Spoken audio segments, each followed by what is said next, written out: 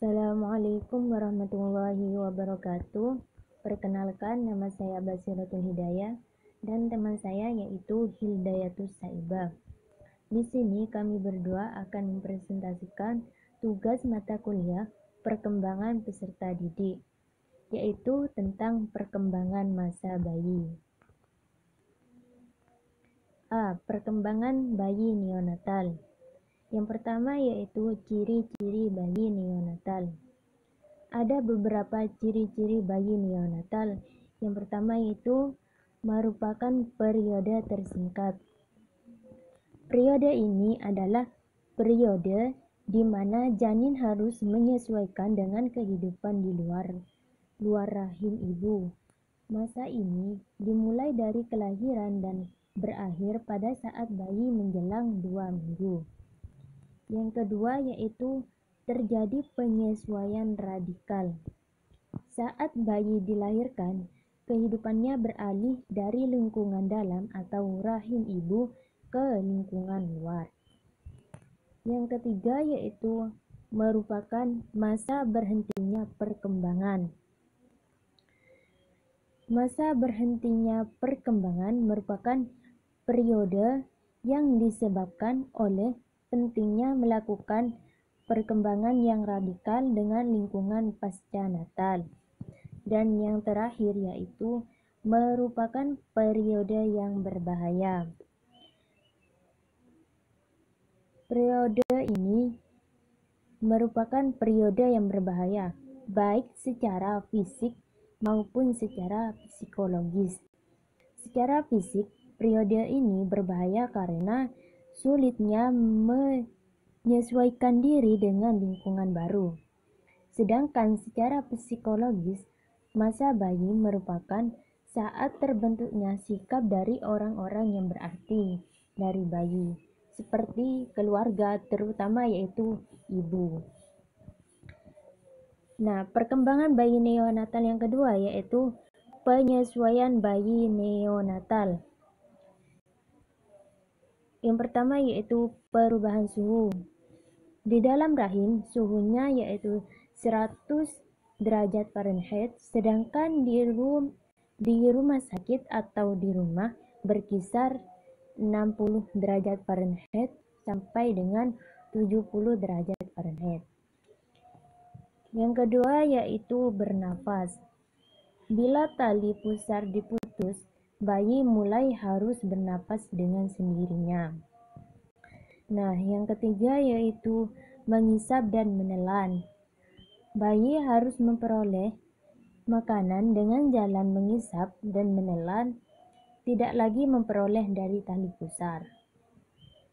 Yang keempat yaitu pembuangan. Alat-alat pembuangan bayi mulai berfungsi segera setelah dilahirkan. Sebelumnya, pembuangan dilakukan melalui tali pusar. Perkembangan bayi yang ketiga yaitu kondisi yang mempengaruhi penyesuaian pasca natal.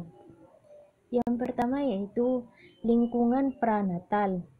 Lingkungan pranatal yang sehat akan memberi penyesuaian yang baik pada kehidupan pasca natal. Yang kedua yaitu jenis persalinan. Jenis persalinan termasuk salah satu jenis penyesuaian bayi pasca natal. Yang ketiga yaitu pengalaman yang berhubungan dengan persalinan dapat mempengaruhi penyesuaian bayi secara pasca lahir. Yang keempat yaitu lamanya periode kehamilan. Bayi yang dilahirkan sebelum waktunya disebut dengan bayi prematur, sedangkan bayi yang lahir terlambat disebut dengan postmatur. Lamanya persalinan ini juga mempengaruhi bayi dalam penyesuaian pasca natal. Nah, yang kelima yaitu sikap orang tua. Sikap orang tua juga mempengaruhi penyesuaian bayi pasca natal. Yang keempat yaitu kemampuan sensorik bayi neonatal. Ada beberapa kemampuan sensori bagi neonatal. Yang pertama yaitu penglihatan, yang kedua pendengaran, yang ketiga penciuman, yang keempat pengecapan, yang kelima kepekaan organik, dan yang terakhir yaitu kepekaan kulit. Yang pertama yaitu penglihatan. Bayi neonatal tidak buta, tetapi bidang penglihatannya hanya kira-kira setengah dari bidang penglihatan orang dewasa, karena batang mata belum berkembang kecuali di sekitar fovea. Yang kedua yaitu pendengaran. Pendengaran secara normal berkembang selama 3 atau 4 hari pertama dengan keluarnya cairan amniotik yang menyumbat telinga tengah, sehingga bayi dapat menentukan arah datangnya suara dan dapat membedakan tinggi suara dan identitas suara. Dan yang ketiga yaitu penciuman. Sel-sel penciuman pada bagian atas hidung sudah berkembang sejak lahir. Bayi dapat membedakan bau, yakni terlihat dari usaha menghindari rangsang yang kurang menyenangkan dengan menangis, membalik-balik tubuh atau kepala, dan terlihat tenang bila membau rangsang yang menyenangkan. Yang keempat yaitu pengecapan. Pengecapan dipengaruhi pembauan, dan sel-sel pengecapan terletak di permukaan lidah dan di daerah pipi telah berkembang, sehingga pengecapan bayi telah berkembang. Bayi memberi reaksi positif terhadap rasa manis dengan mengisap-isap, dan reaksi negatif terhadap rasa asin, asam dan pahit dengan menangis atau menggeliat-geliat. Yang kelima yaitu kepekaan organik. Kepekaan terhadap rasa lapar sudah sepenuhnya berkembang pada saat lahir, dan kontraksi-kontraksi lapar terjadi pada hari pertama. Pada saat itu rasa haus juga sudah ada. Dan yang terakhir yaitu kepekaan kulit. Alat indera untuk perabaan, tekanan, dan suhu sudah berkembang pada saat lahir dan terletak dekat permukaan kulit.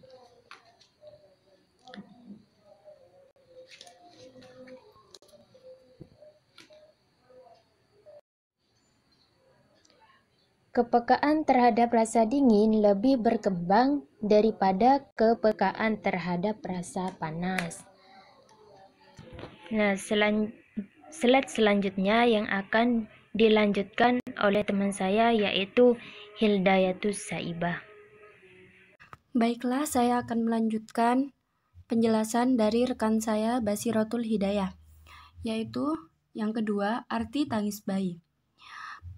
Jadi pada bayi yang baru lahir, tangis merupakan perilaku pertama yang wajar dan memiliki nilai sosial. Biasanya menangis dimulai pada saat lahir atau segera sesudah dilahirkan. Menangis pada waktu lahir merupakan gerak refleks murni yang terjadi ketika udara masuk ke dalam tali suara yang menyebabkan tali suara bergetar. Nah, di sini saya akan menjelaskan menurut beberapa ahli, tangis pertama bayi memiliki arti tertentu. Yang pertama menurut Immanuel Kant, sebagai proses rohani manusia terhadap belenggu kepanca inderaan yang akan dideritanya. Yang kedua, jiwa manusia mempunyai nilai yang jauh lebih luhur daripada materi. Dan yang ketiga, jiwa menentang proses yang membawanya ke dalam hidup yang tunduk pada materi dan tubuh. Itu menurut Immanuel Kant. Untuk yang kedua, menurut Sigmund Freud, yang pertama sebagai ekspresi keinginan untuk kembali ke dalam kandungan yang tenang, aman, halus, lembut, dan hangat. Mungkin kalian bisa digambarkan sendiri ya, bagaimana ekspresi keinginan untuk kembali itu. Dan yang kedua, kelahiran sangat mengejutkan. Bayi merasa takut, kemudian menangis. Dan yang ketiga, menurut Sis Heiter, menurut Hater, sebagai tanda bahwa dia mempunyai kesadaran sebagai satu reaksi spontan yang disebabkan oleh dorongan dari dalam atau batin. Dari segi biologis, pertanda berfungsinya paru-paru dan organ yang lain adanya kehidupan. Nah, untuk yang ketiga yaitu refleksi pada bayi. Jadi di sini saya akan menjelaskan. Refleks adalah respon terhadap suatu stimulus atau beberapa stimulus yang terjadi secara otomatis dan tidak dipelajari. Bayi memiliki beberapa refleks yang membantunya untuk menyesuaikan diri terhadap lingkungan. Beberapa refleks tersebut adalah sebagai berikut. Mohon maaf saya tidak mencantumkan di PPT karena mungkin terlalu banyak dan terlalu panjang. Yang pertama yaitu refleks mempertahankan diri. Refleks mempertahankan diri itu refleks yang digunakan untuk menyesuaikan diri dengan lingkungan. Refleks ini terdiri dari breathing reflex, enabling reflex, pupillary reflex, rooting reflex, sucking reflex, swallowing reflex. Sudah itu. Breathing reflex yaitu refleks berupa menghirup dan menghembuskan nafas secara berulang-ulang. Untuk yang kedua, enabling reflex yaitu refleks berupa menutup dan mengejapkan mata. Yang namanya enabling, jadi A itu kan mata, jadi menutup dan mengejapkan mata. Pupillary reflex yaitu refleks berupa menyempitkan pupil mata terhadap cahaya terang. Mungkin bisa ada di gambaran pikiran kalian ya. Yang keempat, rooting reflex yaitu refleks berupa memalingkan pipi ke arah rangsang sentuhan. Yang kelima, sucking reflex yaitu refleks berupa menghisap benda-benda yang ditempatkan ke mulut yang memungkinkan bayi memasukkan makanan secara perlahan-lahan. Jadi itu maksudnya refleks itu seperti bayi kan pertama itu ASI. Jadi itu kita refleks bayi itu yang dinamakan sucking reflex. Untuk yang keenam, swallowing reflex yaitu refleks menelan yang memungkinkan bayi memasukkan makanan. Refleks ini adalah secara permanen tetapi akan berubah dengan melalui pengalaman. Jadi refleks menelan yang mungkin bayi memasukkan makanan itu seperti kan bayi itu ASI terus, nanti kita ajarkan untuk memakan bubur gitu. Jadi yang pertama itu ada apa tadi? Ada refleks mempertahankan diri. Nah, yang kedua, refleks primitif atau subkortikal, yaitu refleks yang dikontrol oleh area subkortikal otak dan secara perlahan-lahan hilang pada tahun-tahun pertama kehidupan seiring cerebral cortex mengarahkan dan mengontrol perilaku. Oke, untuk yang keempat yaitu tugas-tugas perkembangan. Tugas-tugas perkembangan merupakan tugas-tugas yang harus dilakukan oleh seseorang dalam masa tertentu sesuai dengan norma-norma masyarakat dan norma-norma kehidupan. Tujuan dari tugas-tugas perkembangan adalah sebagai pedoman bagi orang tua dan guru untuk meningkatkan motivasi dalam mempelajari hal-hal yang diharapkan oleh masyarakat dan untuk menyiapkan anak dalam menghadapi harapan-harapan baru. Di sini ada, sedangkan faktor-faktor yang mempengaruhi tugas-tugas perkembangan antara lain perkembangan fisik, kekuatan dan energi, kecerdasan, kesempatan untuk belajar, bimbingan belajar, motivasi belajar, dan kreativitas. Adapun tugas perkembangan untuk masa bayi adalah yang pertama, belajar makan makanan padat. Ya, tadi sudah saya jelaskan bahwa bayi pertama itu kan minum ASI. Nanti kita diajarkan untuk belajar makanan padat. Kalau bayi ke puskesmas pastinya kita diberi seperti biskuit itu, biskuit untuk bayi itu namanya makan makanan padat. Bayi juga diajarkan untuk makan makanan padat. Dan yang kedua, belajar berjalan. Pastinya orang tua kita saat kita bayi, kita di apa itu namanya ya, kalau di Madura itu ditata gitu biar bisa berjalan dari merangkak. Kita diajarkan merangkak, lalu tata, lalu bisa berjalan. Dan yang ketiga adalah belajar berbicara.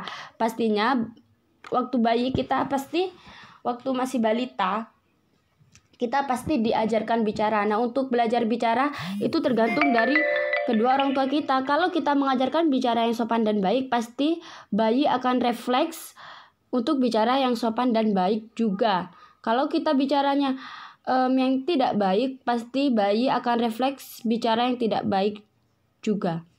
Dan yang keempat, belajar menguasai alat pembuangan kotoran. Nah, mungkin kalian bisa dimengerti sendiri ya. Nah, dan untuk yang kelima, perkembangan masa bayi. Masa bayi berlangsung dari usia 0,0 tahun sampai 2,0 tahun. Bila dihitung dari neonatal, maka berlangsung dari 2 minggu sampai 2 tahun. Periode tahun pertama setelah bayi dilahirkan disebut periode tidur, karena 88% waktunya digunakan untuk tidur dan semacamnya. Sedangkan 7% waktunya digunakan untuk makan, jadi reaksi yang positif. Dan 1% digunakan untuk tingkah laku spontan, jadi waktu bayi pasti lebih banyak tidur ya. 88%-nya itu bayi itu akan digunakan untuk tidur dan semacamnya. 7%-nya digunakan untuk makan. Dan 1%-nya tingkah laku yang spontan. Jadi seperti bergurau dengan orang tua, itu merupakan tingkah laku spontan. Untuk perkembangan masa bayi, kita bisa lihat di situ ada perkembangan fisik. Nah, jadi bayi selama 6 bulan pertama pertumbuhan terus terjadi dengan pesat seperti pada periode pranatal dan kemudian mulai menurun. Selama tahun pertama peningkatan berat tubuh lebih besar daripada peningkatan tinggi. Selama tahun kedua sebaliknya, yakni cepat menurun.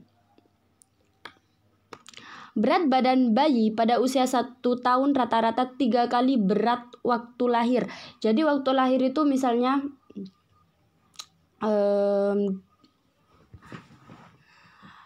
dan rata-rata bayi memiliki 4 hingga 6 gigi susu. Gigi yang pertama muncul adalah gigi depan. Jadi perkembangan fisik ini merupakan perkembangan tubuh ya. Jadi seperti belum munculnya gigi lalu muncul gigi itu. Pertama awalnya bayi lahir berapa, ditimbang berat badannya berapa, lalu menjadi berapa, itu merupakan perkembangan fisik. Dan yang kedua ada perkembangan intelijensi.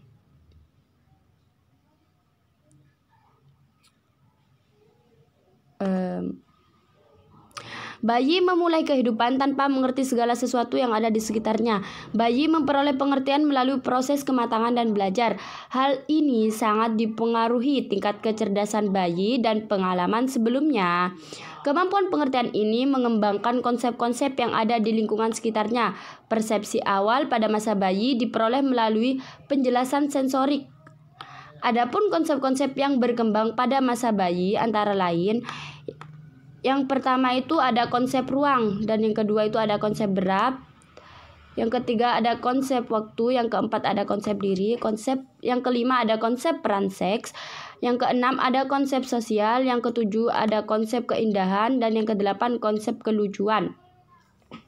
Mungkin agar waktunya bisa dipersingkat karena ini sangatlah panjang, kalian bisa membacanya dari makalah yang telah kami paparkan, karena di situ sudah jelas dan bisa kalian mengerti sendiri.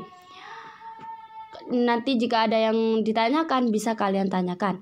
Dan yang ketiga di situ ada perkembangan emosi. Pada emosional yang lazim pada bayi meliputi kemarahan, ketakutan, rasa ingin tahu, kegembiraan, dan afeksi.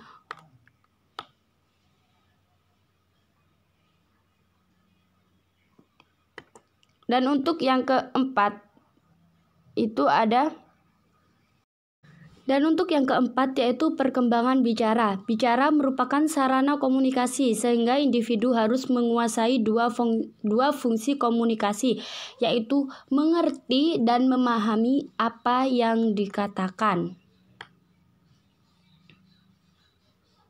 Nah, di sini ada beberapa tahapan perkembangan bicara. Yang pertama, refleks vokalisasi. Tangis pertama kelahiran berlangsung sampai umur 2 minggu. Pada fase ini, bayi hanya mampu mengeluarkan suara-suara refleks dan belum dapat membedakan meskipun rangsang yang diterima berbeda. Dan yang ketiga adalah babbling, meraban. Tahap meraban ditandai dengan kemampuan membuat berbagai bunyi yang berlangsung pada usia 2 sampai 3 bulan. Dan untuk yang ketiga, laling. Laling merupakan proses terjadinya kontak antara anak dengan orang lain di sekitarnya. Jadi laling ini merupakan proses bayi sudah mengerti apa yang mereka katakan, bisa refleks gitu, bisa jika ditanyakan itu bisa menjawab dan mengerti.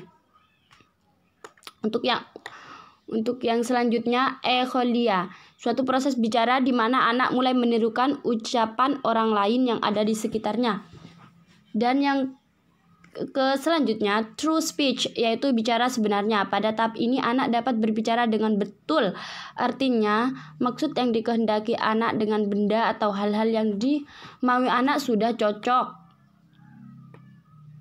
Nah, di sini ada misalnya anak mengucapkan oti, artinya anak minta roti atau makan roti. Jadi anak sudah tahu tentang penggunaan kata untuk maksud sesuatu benda.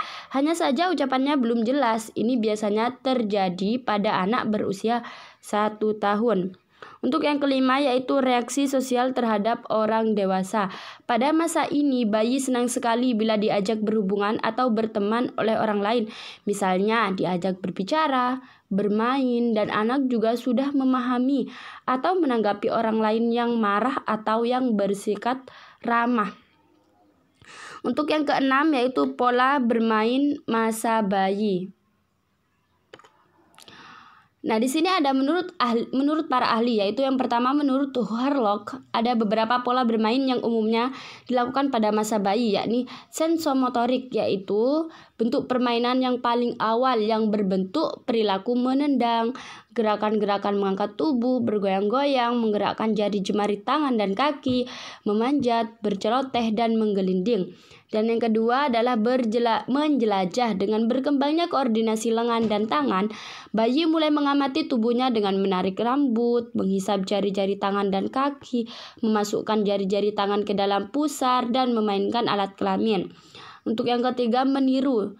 Dalam tahun kedua bayi mencoba meniru kelakuan orang-orang yang ada di sekitarnya.